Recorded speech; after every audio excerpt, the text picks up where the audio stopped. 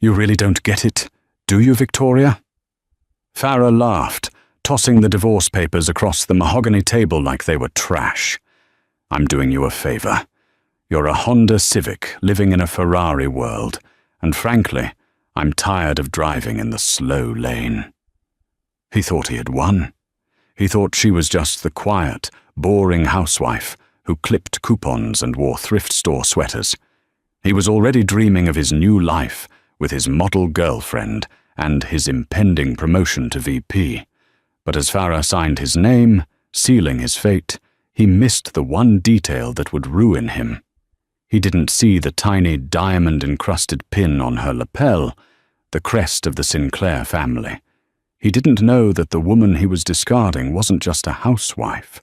She was the secret owner of the very empire he worked for. And the ink wasn't just signing a divorce, it was signing his death warrant. The air in the conference room on the 40th floor of the Hudson Yards building was stale, recycled, and smelled faintly of expensive leather and arrogance. Outside the floor-to-ceiling windows, the New York City skyline shimmered in the grey afternoon light, a sprawling testament to power and money. Farah Reynolds adjusted his silk tie, catching his reflection in the glass. He looked good, 34 years old, a rising star at Omnicorp Global, and soon to be a free man. He turned back to the table, a smirk playing on his lips as he looked at the woman sitting opposite him. Victoria. She looked exactly as she had for the last 5 years of their marriage, unremarkable. She was wearing that beige cardigan he hated, the one that had pilled at the elbows, and her brown hair was pulled back in a messy, practical bun. No makeup, no jewelry, except for the simple gold band he had bought her when he was still an entry-level analyst. She looked small, swallowed up by the massive leather chair. "Are we done reading?" Farah asked, checking his Patek Philippe watch. It was a fake, a high-quality replica he'd bought in Canal Street to impress clients, but Victoria didn't know that. "I have a reservation at Le Bernardin at 7. I'd hate to be late." Victoria looked up. Her eyes were calm, unsettlingly so. "You're taking Chloe to Le Bernardin?" Farah didn't even flinch. "Yes. And frankly, Victoria, that's none of your business anymore. Once you signed these, I'm a single man. And you, well, you're free to go back to whatever small life you had before I rescued you." "Rescued me?" Victoria repeated softly. Her voice wasn't angry. It was flat. "Let's be real," Farah chuckled, leaning forward. "I pay the mortgage. I pay for the Tesla. I pay for the trips to Cabo that you spend reading books in the hotel room. You bring nothing to the table, Victoria. You have no ambition. You're content being a nobody. And I need a partner who matches my trajectory. Someone like Chloe." "Chloe," Victoria said, testing the name on her tongue. "The marketing intern. The junior executive of marketing," Farah corrected sharply. "She's vibrant. She networks. She fits the image of a future CEO's wife. You're an anchor, Victoria, and I'm cutting the rope." He slid the papers closer to her. The settlement was pitiful. He was keeping the house in Westchester, the car, and 90% of their savings. In exchange, he was offering her a lump sum of $50,000 to start over. It was insulting. It was predatory. "If you fight this," Farah added, his voice dropping to a menacing whisper, "I will bury you in legal fees. My lawyer is a shark. You can't afford him. You can't afford anything without me. Take the 50 grand, move back to Ohio, and find a nice mechanic to settle down with." Victoria looked at the papers. She looked at the check sitting on top of them. 50,000. To Farah, it was throwaway money. To the woman he thought she was, it was a lifeline. She picked up the pen. "You really think this is what you want, Farah?" she asked, her eyes locking onto his. For a second, just a split second, Farah felt a chill run down his spine.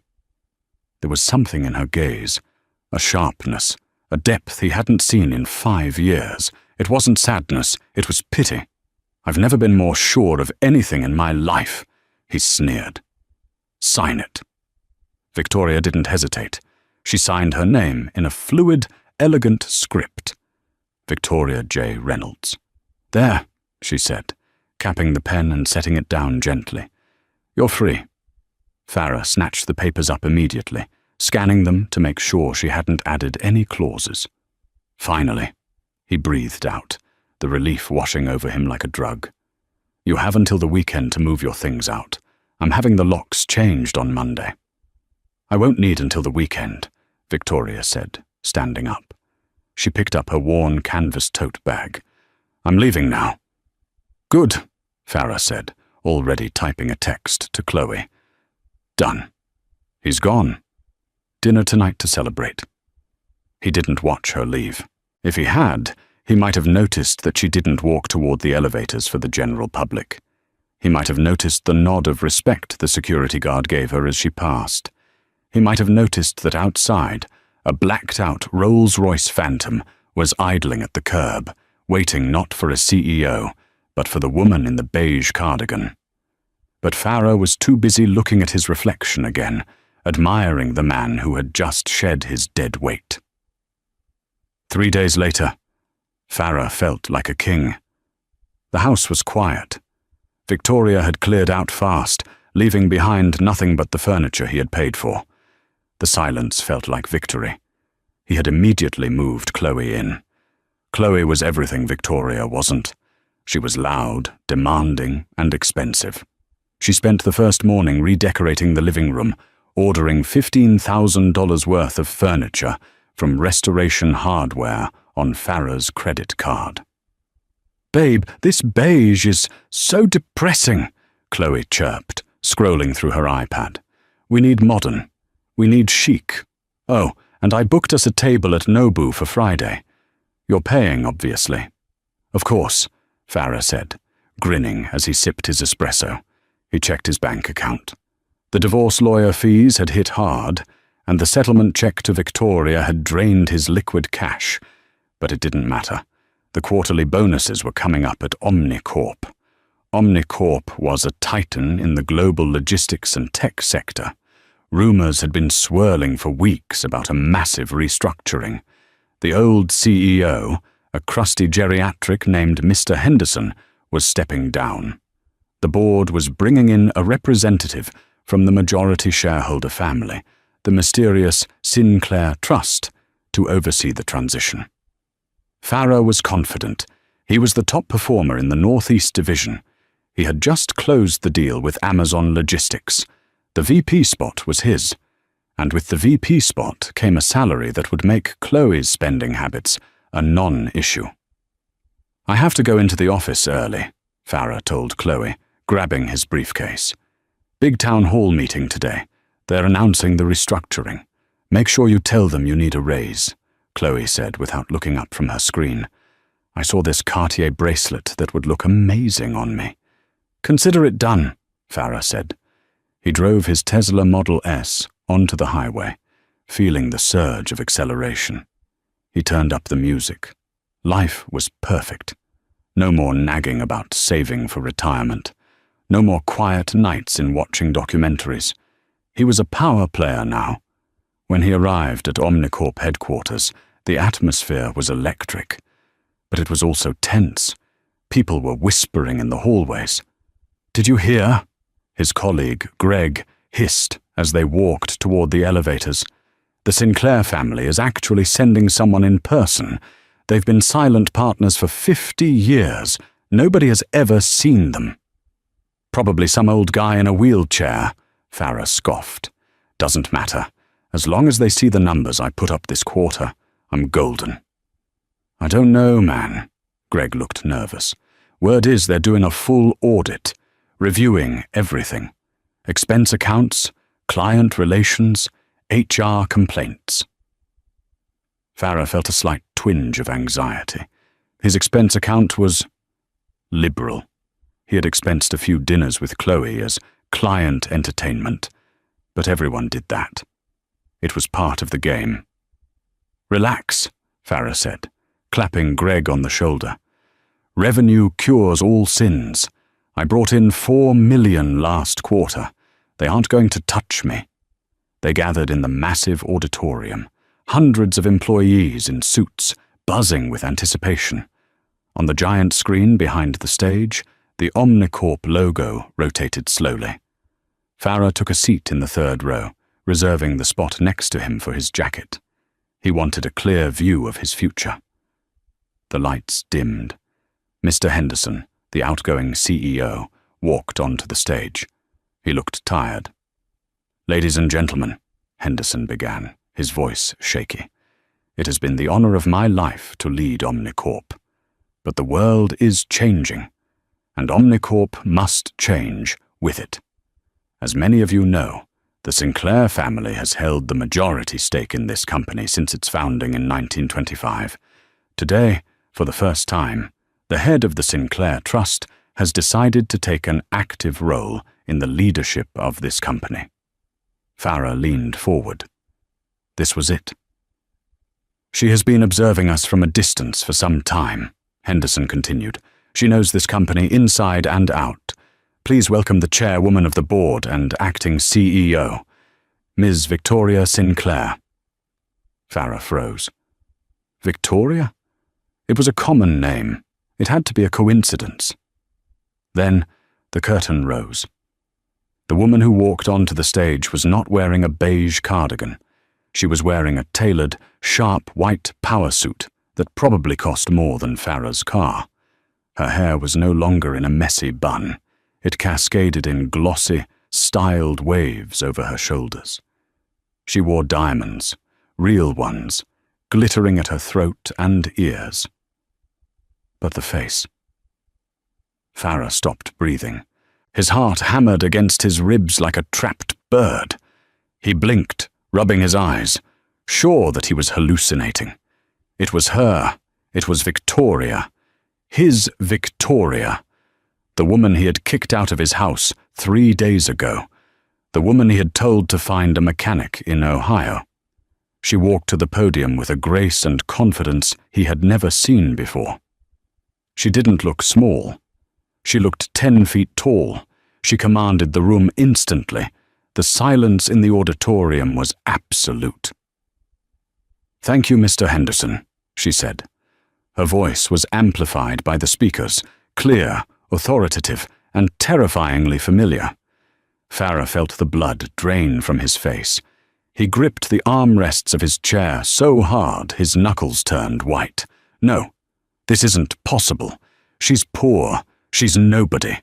I paid her $50,000. "For years," Victoria began, scanning the crowd. Her eyes seemed to sweep right over Farah without pausing, treating him as insignificant as a dust mote. "I have watched Omnicorp grow. I have watched it succeed. But I have also watched a culture of arrogance and complacency take root." She paused. The tension in the room was suffocating. "We have leaders who prioritize their own image over the company's integrity," Victoria said, her voice sharpening. "We have executives who treat their teams and their partners with disdain. That ends today." Farah felt like he was going to vomit. Sinclair. Her middle name on the marriage certificate was just Jane. Victoria J. Reynolds. Was the J for Jane, or was it a cover? Had she been hiding this the whole time?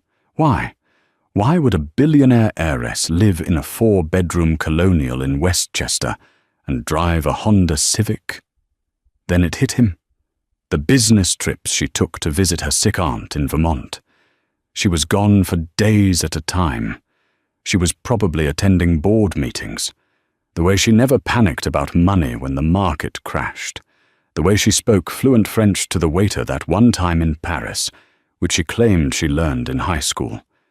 She had been testing him. For 5 years, she had been testing him. She wanted to be loved for herself, not her money. And he had failed. He hadn't just failed. He had failed spectacularly, cruelly, and publicly. "I am initiating a complete audit of the executive branch," Victoria announced. "We will be trimming the fat. If you are here to build, you have a future. If you are here to take, your time is up." The applause was thunderous, fueled by fear and sycophancy. Farah couldn't clap. His hands were frozen. As the meeting ended and people began to file out, buzzing with shock, Farah remained seated. He couldn't move his legs. "Hey, Farah," Greg nudged him. "You okay? You look like you've seen a ghost. That's the new boss. She's intense." "I know her," Farah whispered, his voice cracking. "What?" Greg laughed. "Yeah, right. The Sinclair heiress. In your dreams, buddy." "No." Farah stood up, his legs shaking. "I need to talk to her." "You can't just walk up to her," Greg warned. "Look at the security." Farah looked. Flanking the stage were 4 massive bodyguards. They looked like they ate concrete for breakfast. But Farah was desperate. He had to fix this. He had to tell her it was all a misunderstanding. He had to get her back. Not just for the money, though the realization of her wealth was making his head spin, but for his survival. If she was the CEO, he was dead. He pushed through the crowd, ignoring Greg's calls. He made his way toward the stage exit. "Victoria!" he shouted. The crowd quieted slightly. A few heads turned. "Victoria!" he yelled louder, desperation creeping into his tone. Victoria was just about to step off the stage stairs. She stopped. She turned slowly. Her eyes found him in the crowd. There was no warmth, no recognition of a shared life, no love. She looked at him, the way a CEO looks at a disgruntled former employee. She raised a hand, and one of the security guards stepped forward, blocking Farah's path. "Sir," the guard rumbled, his hand on Farah's chest. "Step back." "That's my wife," Farah shouted, causing a ripple of gasps to tear through the room. "Tell him, Victoria. Tell him I'm your husband." Victoria tilted her head slightly. She leaned into the microphone one last time. "My ex-husband," she corrected, her voice echoing through the hall.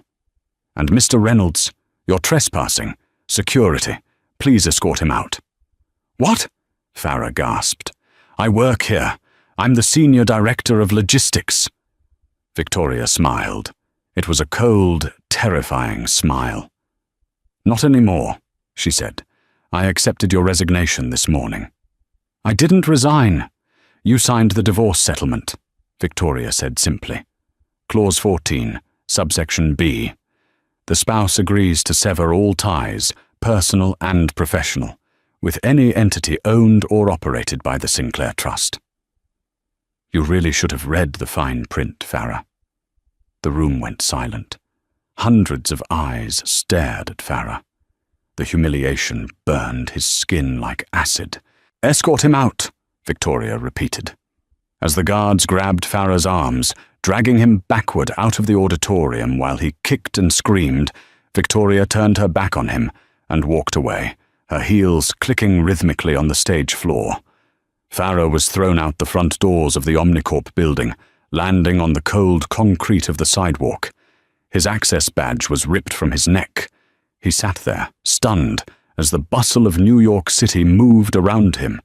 His phone buzzed. It was a text from Chloe.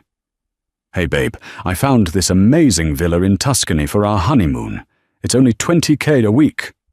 Book it?" Farah stared at the phone.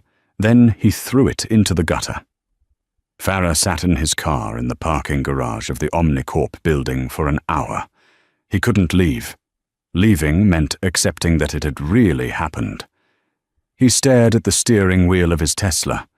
The leather felt cold under his sweating palms. Senior Director of Logistics. That title had been his identity. It was who he was. Without it, he was just a guy with a mortgage he couldn't afford and a girlfriend who expected a lifestyle he could no longer sustain. "Think, Farah. Think," he muttered, hitting the steering wheel. He grabbed his phone, screen cracked from where he'd thrown it, but still functional, and dialed his lawyer, Stan. Stan was expensive. Stan was supposed to be the best. "Stan, you have to fix this," Farah hissed the moment the line connected. "She tricked me. Victoria tricked me." "Farah." Stan's voice was clipped, impatient. "I'm in a meeting. What are you talking about?" "The divorce papers. There was a clause. Clause 14B. She fired me, Stan. She owns the company. Victoria is Victoria Sinclair." There was a long silence on the other end. Then, the sound of papers shuffling. "Sinclair?" Stan asked, his tone shifting from annoyance to shock. "As in the Sinclair Trust, the majority shareholders?" "Yes. She hid her assets. Isn't that illegal? Fraud? We can sue her for half, right? If she's a billionaire, I'm entitled to half." "Farah," Stan said slowly. "Did you read the disclosure forms I sent you last week?" I skimmed them. You said it was a standard, no-fault divorce." "It was," Stan said, "but in the financial disclosures, she listed interest in Sinclair Trust. It was right there on page 40. You told me, specifically, that you didn't care about her little trust fund from her grandma and just wanted the house." Farah felt the blood drain from his face. He remembered. He had been so focused on getting Chloe to Le Bernardin that night. He had laughed at the thick stack of papers. "Just get me out of this marriage, Stan. I don't care about her pennies." "You signed a waiver, Farah," Stan continued, his voice dropping to a professional, detached coldness. "You waived your right to any future claims on her assets in exchange for the house and the car. And regarding Clause 14B, non-compete and conflict of interest clauses are standard in high-level executive divorces involving company ownership. If you signed it, it's ironclad." "But I didn't know she was the owner." "Ignorance of the contract you signed is not a legal defense," Stan said. "And frankly, Farah, if she's Victoria Sinclair, she has a legal team that costs more per hour than you make in a year. My advice? Don't poke the bear. You got the house. Be happy you got that." Click!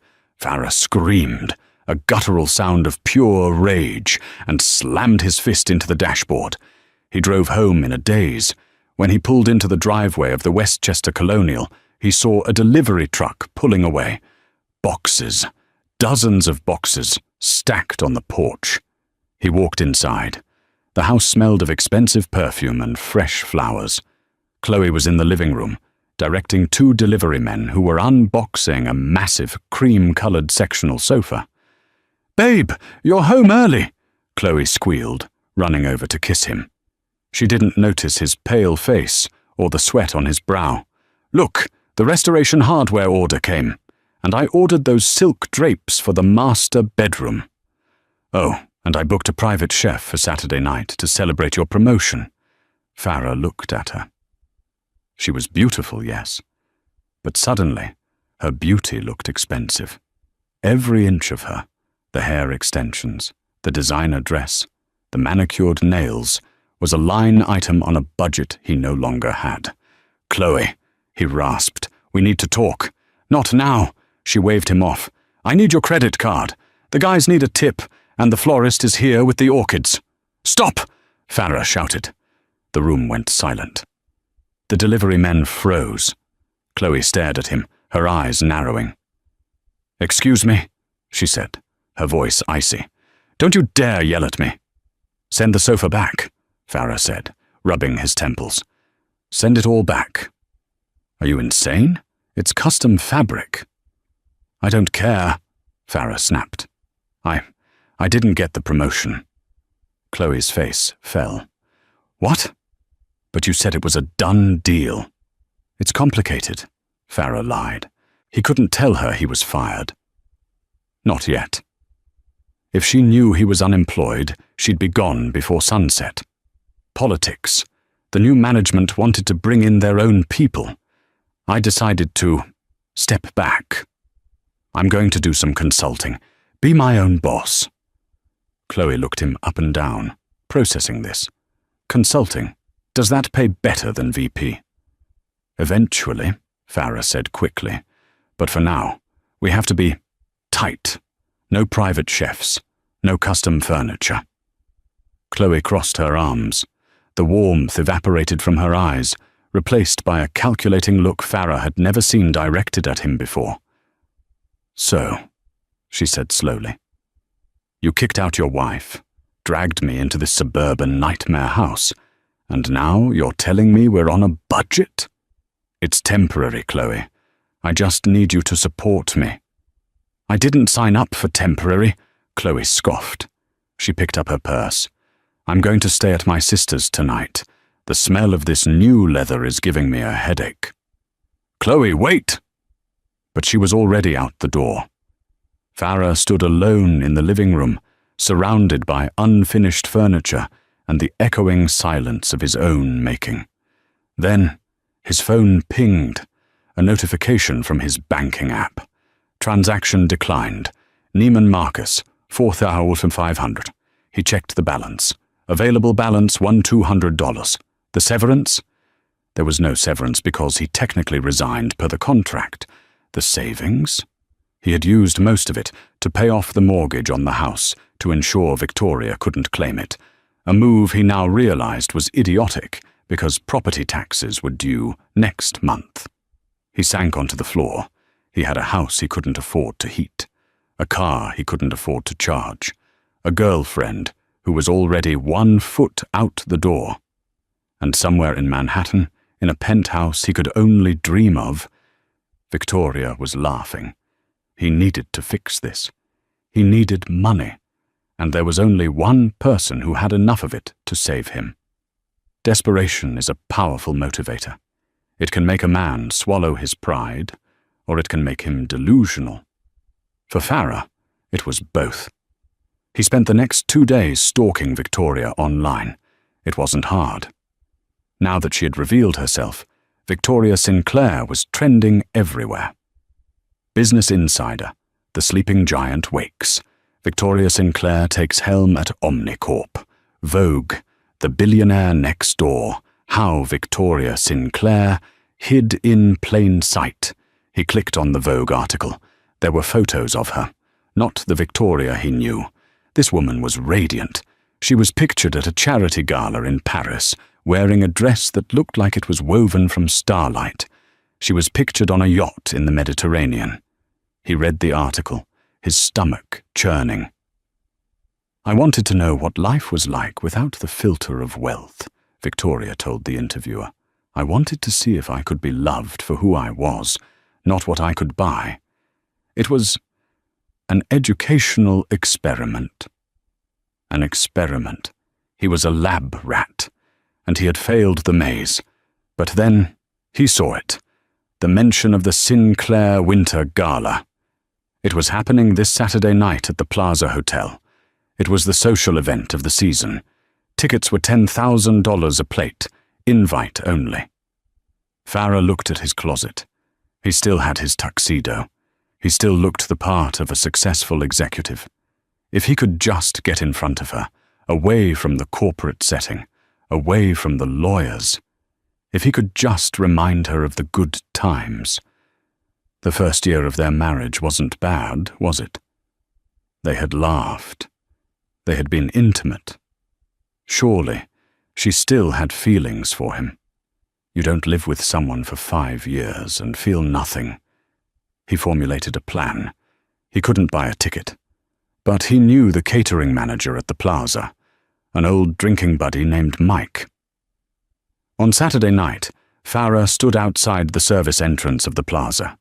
It was freezing, snow swirling in the bitter wind. "Come on, Mike," Farah pleaded into his phone. "Just let me in the back. I'll owe you one." "Farah, man, security is tight," Mike whispered. "The Secret Service is here because the Vice President is a guest. If I get caught sneaking you in, I'm fired. I just need 5 minutes with my wife, Mike. Please, it's a romantic surprise. We're trying to reconcile." A lie. But Mike was a romantic. Fine. Kitchen entrance, 3 minutes. Wear a server's jacket until you get to the ballroom. Farah got in. He discarded the white server's jacket in a hallway and straightened his tuxedo. He took a deep breath, checked his reflection in a brass mirror, and stepped into the ballroom. It was another world. Crystal chandeliers the size of cars hung from the gold-leafed ceiling. The room smelled of orchids, truffle oil, and old money. A string quartet was playing softly in the corner. The guests were the elite of New York, senators, tech moguls, celebrities. And there, in the center of the room, was Victoria. She was wearing a deep emerald gown that hugged her figure, with a slit that showed off legs he hadn't appreciated enough. She was laughing, holding a champagne flute, surrounded by a circle of admirers. Next to her stood a man, tall, broad-shouldered, with salt and pepper hair and a jawline that looked carved from granite. He was looking at Victoria with a mixture of respect and adoration. Farah felt a surge of jealousy so hot it almost blinded him. He marched forward. He grabbed a glass of champagne from a passing waiter to blend in and downed it in one gulp. Liquid courage. "Victoria," he said, stepping into the circle. The conversation died. The man next to Victoria looked at Farah with mild amusement, as if he were a court jester who had wandered into the wrong room. Victoria turned. Her smile didn't fade, but it changed. It became a razor blade. "Farah," she said, "I didn't see your name on the guest list."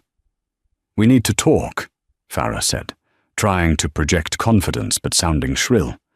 "Privately." "I have nothing to say to you," Victoria replied calmly. "And I'm in the middle of a conversation with the senator." "The senator can wait," Farah snapped. The man next to Victoria raised an eyebrow. "I'm your husband. You can't just discard me like I'm nothing."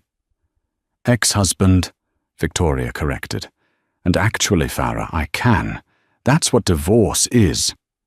"You defrauded me," Farah hissed, stepping closer. The circle of people widened, sensing a scene. "You lied about who you were.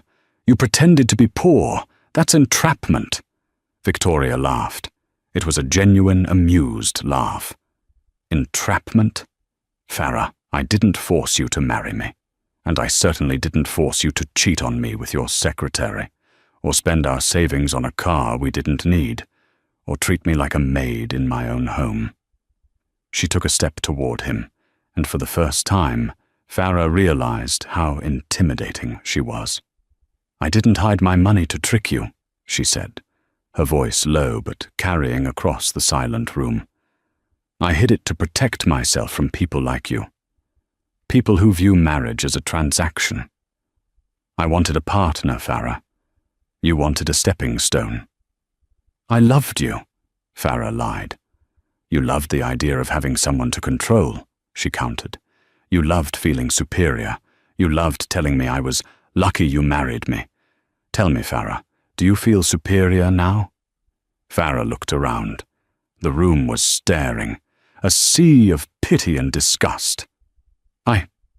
I made mistakes," Farah stammered, pivoting to the victim role. "But you have billions, and you left me with nothing? Is that fair? You have a heart of ice, Victoria." "I left you with the house," Victoria said, "and the car, and your freedom. That's more than you deserve." She turned to the man next to her. "Ethan, would you mind?" Ethan stepped forward. He towered over Farah. "I think it's time you left, Mr. Reynolds," Ethan said. His voice was deep and dangerous. "Who are you?" Farah sneered, trying to regain some ground. "Her new boy toy?" Ethan smiled. "I'm the head of Sinclair Security, and also Victoria's fiancé." Farah's jaw dropped. "Fiancé? We've been divorced for 4 days." "We've been friends since childhood," Victoria said, slipping her arm through Ethan's. "He waited for me. He waited while I played house with you, hoping you'd become a good man. He warned me you wouldn't." He was right. "Security!" Ethan called out, not raising his voice, but the command was instant. 2 large men in suits materialized from the crowd. "Get off me!" Farah shouted as they grabbed him. "Victoria, you owe me! I gave you the best years of my life." "You gave me a tax write-off," Victoria said coldly, turning her back on him. "Goodbye, Farah." As he was dragged out of the ballroom, kicking and screaming, Farah saw the guests laughing. He saw Chloe's favorite influencer filming him on her phone. He was thrown out onto Fifth Avenue, landing in a slush puddle. His tuxedo was ruined.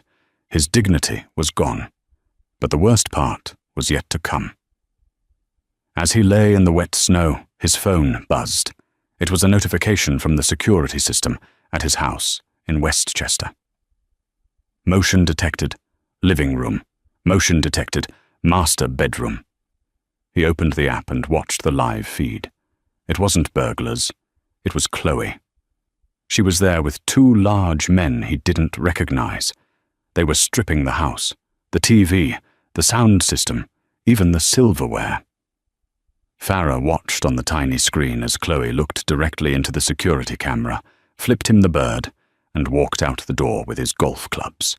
He was truly, completely alone. And he was beginning to realize that Rock Bottom had a basement. The house in Westchester was a shell. When Farah finally got back from the city, shivering in his ruined tuxedo and soaking wet socks, the front door was wide open. The wind howled through the hallway. Chloe hadn't just taken the furniture, she had taken the light bulbs. She had taken the batteries out of the smoke detectors. She had taken the curtains. The only thing left was a single folding chair in the kitchen and a pile of overdue bills on the counter. Farah sat on the floor, the cold seeping into his bones. He checked his bank account again. $800.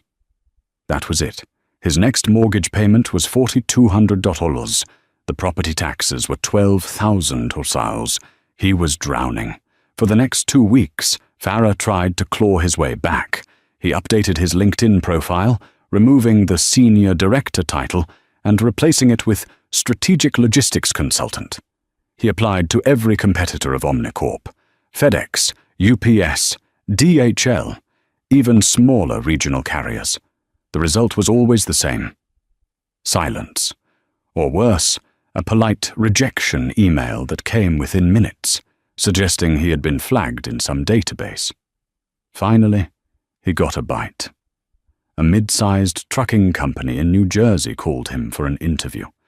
Farah put on his one remaining suit, a cheap spare he found in the back of the closet, and drove the Tesla, which was screaming low battery warnings to the interview. The hiring manager, a gruff man named Frank, looked at Farah's resume and then at Farah. "You worked at Omni for 10 years, Frank said, chewing on a toothpick. "Says here you were a director." "Yes," Farah smiled, turning on the charm. "I led the Northeast expansion. I increased efficiency by 15%. "Uh-huh," Frank said. He spun a piece of paper across the desk. "So why did I get this memo from the Omnicorp legal department this morning?" Farah froze. He picked up the paper. It was a cease and desist notification regarding proprietary trade secrets, sent to every logistics company in the tri-state area. It listed Farah Reynolds as a high-risk individual, pending an internal investigation into financial irregularities. "They're blackballing me," Farah whispered. "Look, pal," Frank said, standing up. "I don't know who you pissed off, but the name Sinclair is on this letterhead. We do business with them. I can't touch you. Get out." Farah walked out to his car. He slammed his hands on the hood. "She can't do this," he screamed at the empty parking lot. "She can't starve me." He sat in the car, hyperventilating. He had no job, no prospects. And now he knew Victoria was actively hunting him. But then a thought occurred to him. A dark, twisting thought. If he couldn't beat her in the boardroom, he would destroy her in the court of public opinion. The world loved a billionaire hate story. The world loved to see the rich endure a scandal. He pulled out his phone and dialed a number he had saved years ago. Barry the Bulldog Higgins. Barry was a sleazy investigative journalist who ran a podcast called Corporate Crimes. He had millions of listeners who thrived on conspiracy theories and eating the rich. "Barry," Farah said, his voice trembling with manic energy. "It's Farah Reynolds. I have a story for you, a story about Victoria Sinclair, the real Victoria Sinclair." "I'm listening," Barry's raspy voice came through the speaker. "She's unstable," Farah lied, the story forming rapidly in his mind. "She hid her identity to entrap me. She mentally abused me for 5 years. And when I tried to leave her, she used her trillions to destroy my career and bankrupt me. It's a David and Goliath story, Barry, and I'm David." "Juicy," Barry chuckled. "Can you prove any of it?" "I can prove she hid her identity," Farah said. The rest is my testimony. I'll cry on camera if you want. I'll ruin her reputation. Omnicorp stock will tank." "Meet me at the studio in Brooklyn tomorrow at 9 a.m., Barry said. "We're going to make you a star, Farah." Farah hung up. A sinister smile spread across his face. "You want a war, Victoria?" he whispered. "I'll burn the whole kingdom down." The studio of Corporate Crimes was located in the basement of a repurposed textile factory in Bushwick. It smelled of damp concrete, stale energy drinks, and desperation. For Farah Reynolds, it was the perfect stage. He didn't want the polished gleam of a mainstream newsroom. He wanted the gritty, underground aesthetic of a whistleblower fighting the establishment. He sat in the green room, which was just a closet with a flickering fluorescent light, checking his appearance in a cracked mirror. He had deliberately skipped shaving for 2 days. He wore a slightly wrinkled button-down shirt, sleeves rolled up, top button undone. He looked tired. He looked beaten. He looked exactly like a man who had been crushed by the boot of a $1 trillion empire. "You ready, kid?" Barry the Bulldog. Higgins leaned against the doorframe. Barry was a heavy-set man with a face made for radio and a voice like a cement mixer. He thrived on controversy. He didn't care about truth, he cared about clicks, and Farah had promised him the biggest clickbait of the decade. "I'm ready," Farah said, standing up. He felt a surge of adrenaline that masked the terror gnawing at his gut. This was his last roll of the dice. If this didn't work, he was destitute. But if it did work, if he could turn the mob against Victoria, she would pay him $10 million just to make it stop. "Remember," Barry grunted as they walked toward the soundproof glass of the recording booth. "Don't hold back. If she has a skeleton in her closet, drag it out. If she kicked a puppy once, tell me she runs a puppy mill. The internet loves a victim, but they love hating a billionaire even more." Farah nodded, swallowing hard. "I'll give you everything." They sat across from each other at the metal desk. The on-air light glowed a menacing red. "Welcome back to Corporate Crimes," Barry growled into the microphone, his voice instantly shifting into his broadcasting persona, aggressive, conspiratorial, and loud. "We live in a world where money doesn't just talk, it screams. It silences the little guy. It crushes the working man. But today the little guy screams back." Barry pointed a thick finger at Farah. "I'm sitting here with Farah Reynolds. Until last week, he was a respected executive. Today he's unemployed, blacklisted, and nearly homeless. Why? Because he made the mistake of asking for a divorce from the wrong woman. Farah, tell the people who your wife really is." Farah leaned into the mic, letting his voice tremble just enough to sound broken. "Her name is Victoria Sinclair, Farah whispered. He watched the live view count on the monitor to his left. It jumped from 12,000 to 85,000 in 10 seconds. Sinclair? Barry feigned shock. As in the Sinclair Trust, the shipping magnates, the people who own half the logistics routes in the hemisphere. The same, Farah said, wiping a fake tear from his eye. But I didn't know that. For 5 years, she lied to me. She pretended to be a struggling housewife. She let me work 80-hour weeks, let me stress about mortgage payments, let me burn myself out trying to provide for her, while she sat on a throne of gold she never told me about. Why? Barry pressed. Why would she do that? Control, Farah said, hitting the narrative he had rehearsed all night. It was a sick game to her.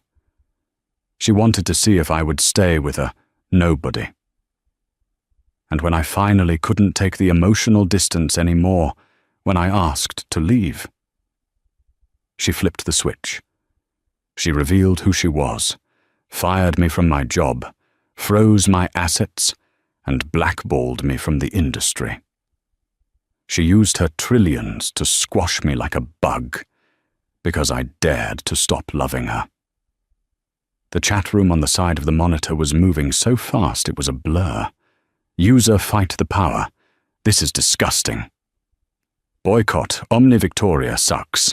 Imagine having that much money and still destroying your husband. Evil. Justice for Farah. We stand with you, man. She starved you out, Barry said, shaking his head in mock disgust. A classic billionaire power trip. I have $80 to my name, Farah lied. I'm sleeping in my car tonight. I don't know what to do. I'm up against a god, Barry. How do you fight a god? You don't, Barry said, looking into the camera lens. We do. The people do. The viewer count hit 2.5 million. It was viral. It was global. Farah felt a twisted sense of triumph. He was winning. He could practically see the settlement check being written. Victoria wouldn't want this PR nightmare. She would call him within the hour. Is there anything else? Barry asked, sensing the momentum. Anything the public needs to know about how she operates? Farah decided to go for the kill. She's not just cruel, Farah said, his voice dropping to a conspiratorial whisper. She's corrupt. You think Omnicorp makes that much profit legally? I was the director of logistics. I saw things. Doctored manifests, off-book accounts. She's running a dirty shop, and she fired me because I wouldn't play ball. It was a lie. A massive, slanderous lie. But once it was out there, the damage was done. Barry's eyes widened. This was the scoop of a lifetime. You're saying Victoria Sinclair is committing corporate fraud? I'm saying, boom. The heavy steel door of the studio didn't just open, it was rammed off its hinges. Farah jumped so hard his chair tipped over, sending him crashing to the floor. Barry dropped his coffee mug, shattering it. FBI! Nobody move! The shout was deafening. 6 agents in tactical gear poured into the small room, their weapons drawn and leveled at Farah. Behind them, 2 NYPD officers stood guard at the exit. Hands! Show me your hands! The lead agent screamed. Don't shoot! Farah shrieked, scrambling backward on the floor until his back hit the soundproofing foam. I'm a journalist. I'm a guest. This is a live broadcast. Farah Reynolds, you are under arrest, the agent barked, moving in with practiced efficiency. He hauled Farah up by his collar and slammed him face first against the desk. For what? Farah screamed, his face pressed against the cold metal, right next to the microphone which was still live. She sent you, didn't she? This is harassment. I'm exposing her crimes. You have the right to remain silent, the agent recited, snapping the cuffs on Farah's wrists so tight they pinched the skin. We advise you to use it. This is proof, Farah yelled at the camera, realizing the red light was still on. Look, She's silencing me. The world is watching. Suddenly, the monitor flickered. The corporate crimes logo, with its jagged red font, glitched and dissolved. The screen went black for a heartbeat. Then it illuminated with a crisp, high-definition feed. It wasn't the studio. It was a boardroom. Victoria sat at the head of a long glass table. She looked impeccable. Not a hair out of place, her expression serene and terrifyingly cold. Behind her stood Ethan, her head of security, looking like a sentinel. "Good morning," Victoria said. Her voice didn't boom. It cut through the chaos like a scalpel. It was broadcast over the studio speakers and out to the 2.5 million people watching the stream. Barry, who had been cowering in the corner, looked up at the monitor. The FBI agents paused, holding Farah in place. "I hate to interrupt such a creative storytelling session," Victoria said, her eyes locking onto the camera lens as if she were staring directly into Farah's soul. "Mr. Reynolds has a vivid imagination, but at Omnicorp, we prefer hard evidence." "You're framing me," Farah screamed, struggling against the agents. "Turn it off. Don't listen to her." "Gag him," the lead agent ordered quietly. One of the officers placed a hand firmly over Farah's mouth, muffling his screams into pathetic whimpers. "Mr. Reynolds claims I fired him for personal reasons," Victoria continued, tapping a tablet on the table. "He claims poverty. He claims innocence. Let's look at the facts."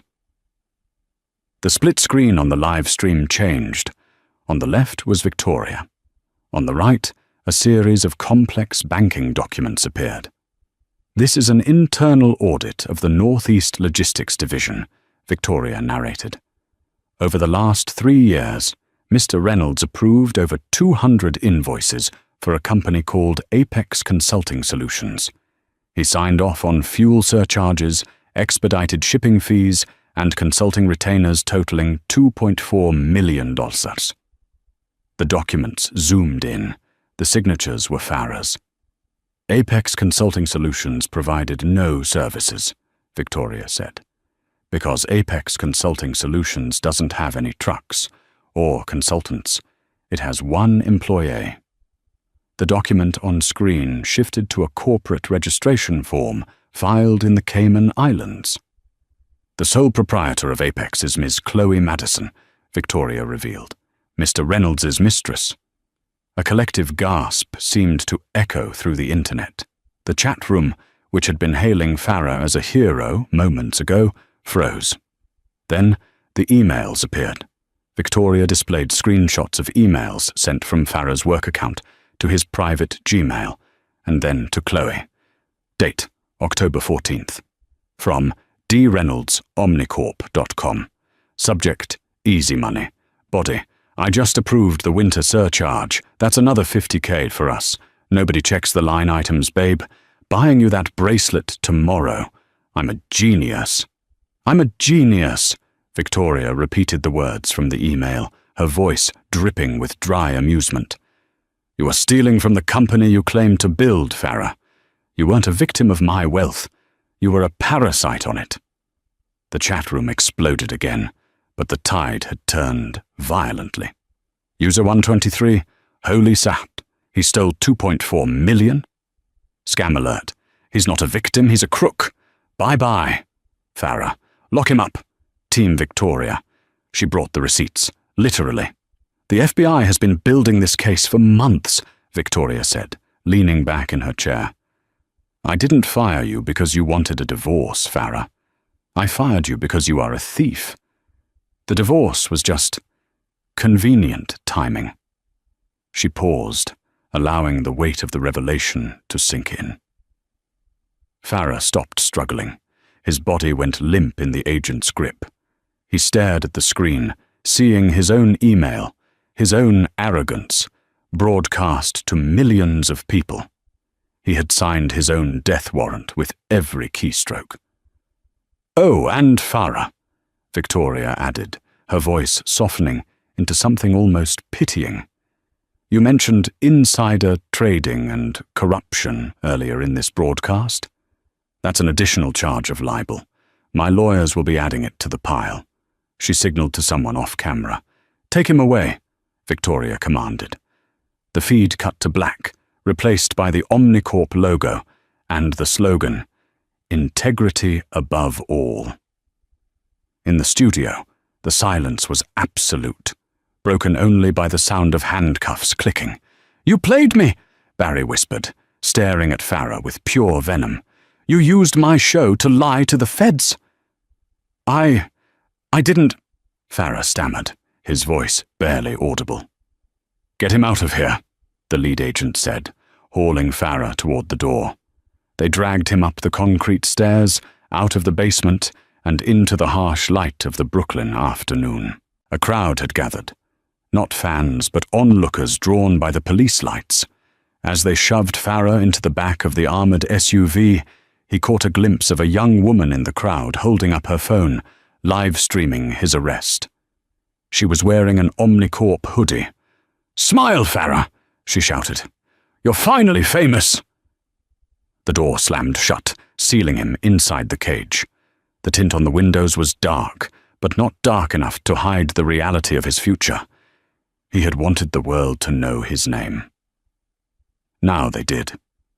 He was Farah Reynolds, the man who tried to con a billionaire and lost everything. He leaned his head against the cold metal mesh and closed his eyes, but all he could see was Victoria's face on that screen. Calm, victorious, and utterly unreachable. The game was over, and he hadn't just lost, he had been obliterated. And that is the story of how one man's arrogance cost him everything, and how the boring housewife he underestimated turned out to be the most powerful woman in the room. What do you guys think? Did Farah deserve that 8-year sentence, or was Victoria too harsh? Personally, I think he got exactly what he ordered, a side of hard karma. If you enjoyed this story of revenge and justice, please smash that like button. It really helps the channel grow. Don't forget to subscribe and hit the bell icon so you never miss a new story. And comment the word "boss" down below if you think Victoria is an absolute queen. Thanks for watching, and I'll see you in the next video.